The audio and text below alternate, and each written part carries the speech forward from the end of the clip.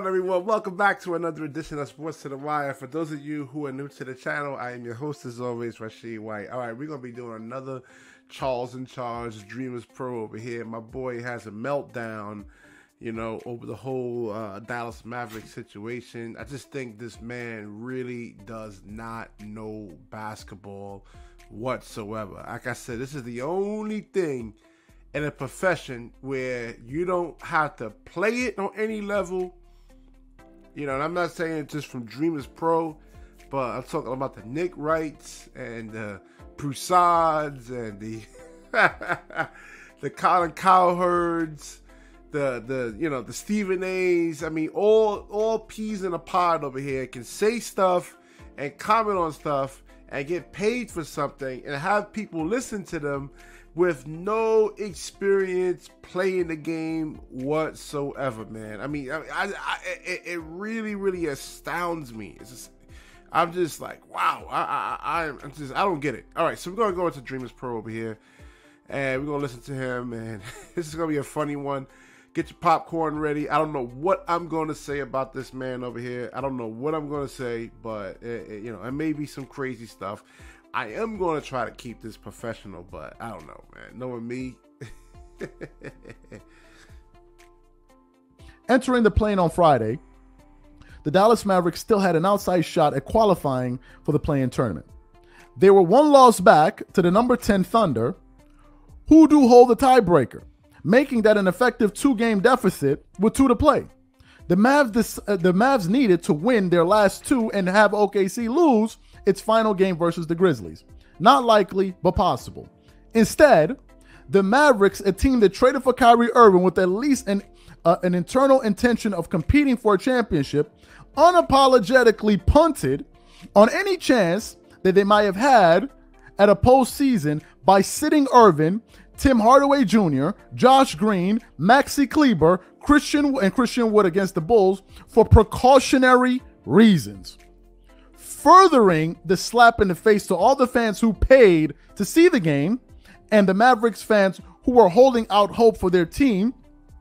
In the playoffs, Dallas played Luka Doncic for the first quarter only because it was, I feel, Slovenia night, per ESPN's Tim.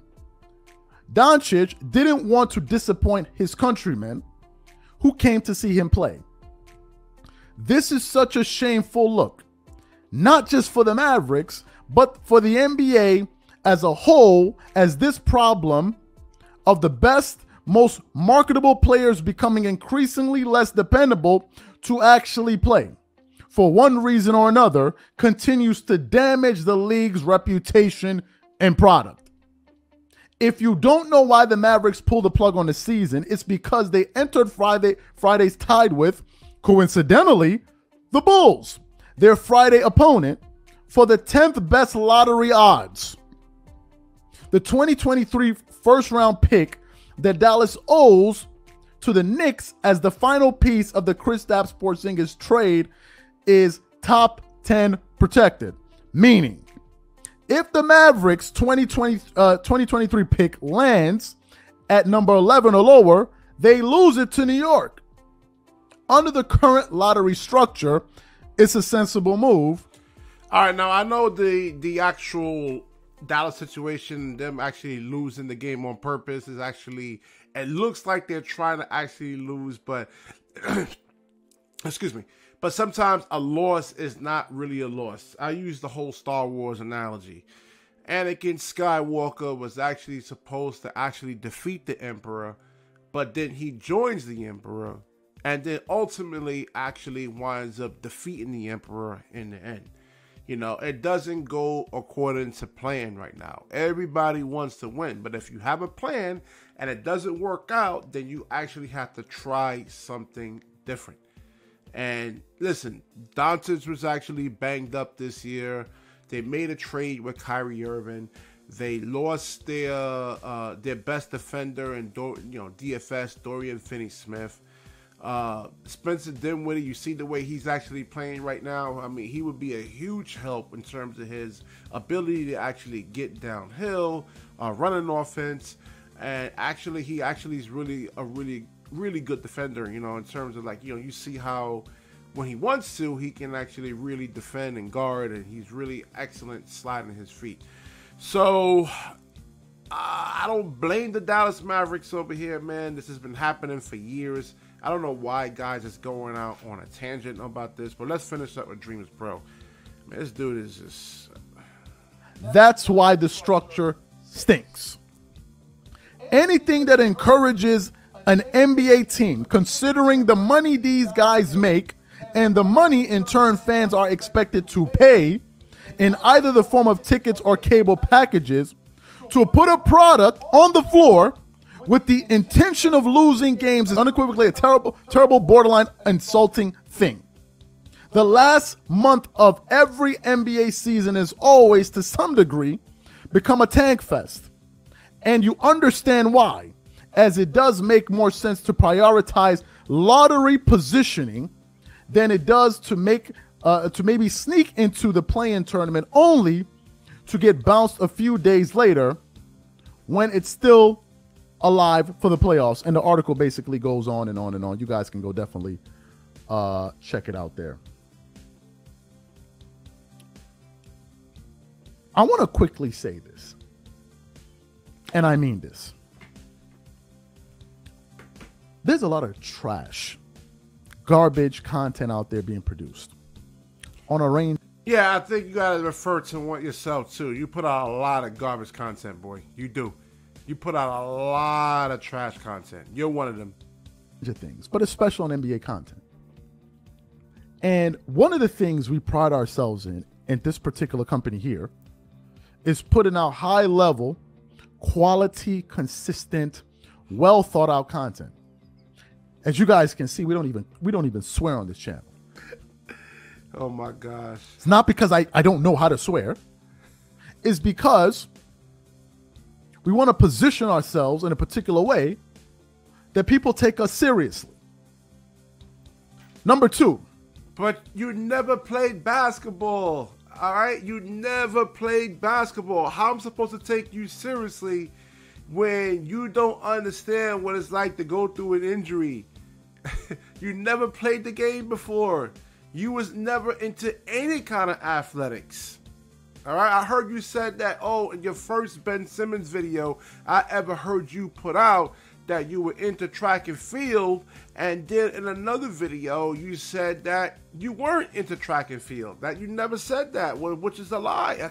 You never had any kind of injuries. You never played basketball. You don't know what it's like to actually work on your game, work on your left hand, work on your footwork, work on catch and shooting. You never played the game. How am I supposed to take you seriously? One of our goals is cultivating one of the most intelligent, well thought out fan bases or communities in all of sports media. But all too often, I'm noticing that we got a few illiterates that are making their way into the comments section and are polluting our community with their stupidity. So you see why I call him stupid, man. He got mad at me for calling him dumb. But yeah, you are. Now you calling other people stupid because they don't they don't agree with you. But oh man, hold on. I want to say this now. Please, if you're someone that is cantankerous, that harasses people and makes silly points on a consistent basis, I'm kindly asking you to stay off of this platform. I am tired of reading one idiotic comment after the other, something that is not thought out, only meant to troll people and get on people's nerves. I'm now noticing. Oh yeah, this is like a typical leftist. Oh, if they don't agree with you, then they're bad. I mean, what about actually having some open dialogue with people? I mean, that's what I do when people comment on my videos and they don't agree with me. I talk with them and try to see if they actually understand where I'm coming from. I don't call them stupid or anything like that. And they're trolling people. I mean, come on, man. Like, listen, you want to be a YouTuber? You want to be a public figure? This is what it's like over here, man. Deal with it. Man, this dude, put a skirt on my boy over here, man. that even just by posting about this topic, we have a few knuckleheads coming into the comment section talking about, but I don't see why you're getting mad. Kawhi Leonard does it. Excuse me. Have we not produced videos after videos? All right, Kawhi Leonard had a lot of injuries. I mean, so that's what I'm saying. I did videos about load managing.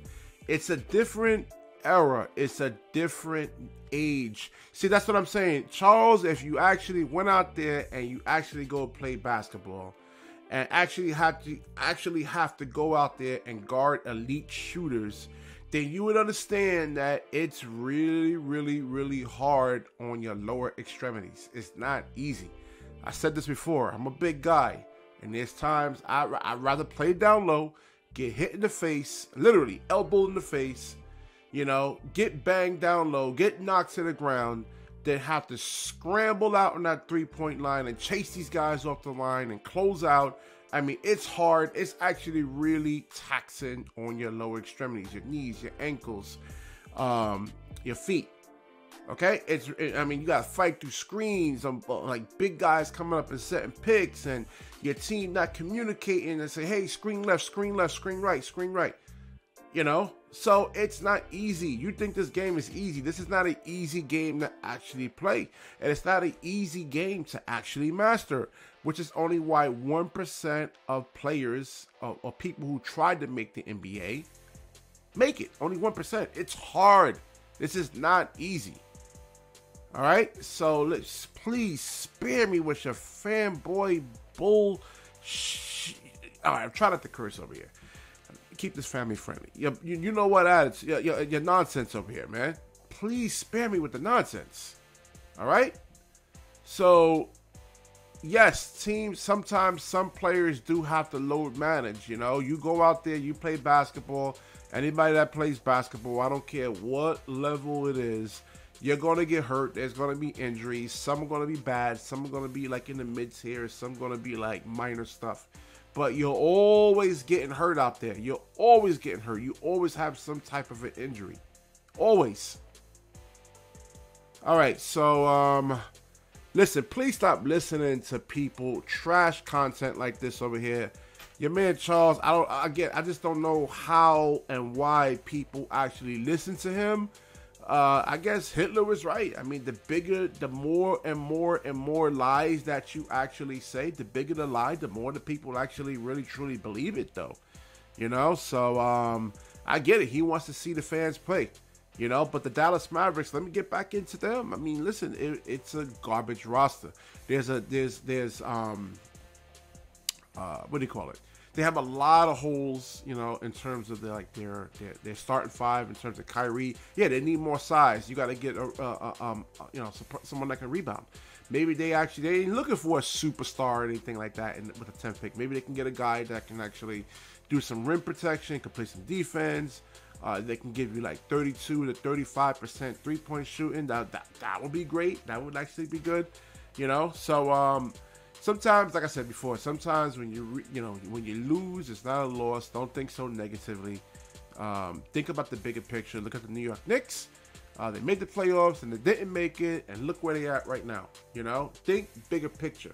Don't be one-dimensional like Charles over here. You know, be three-dimensional.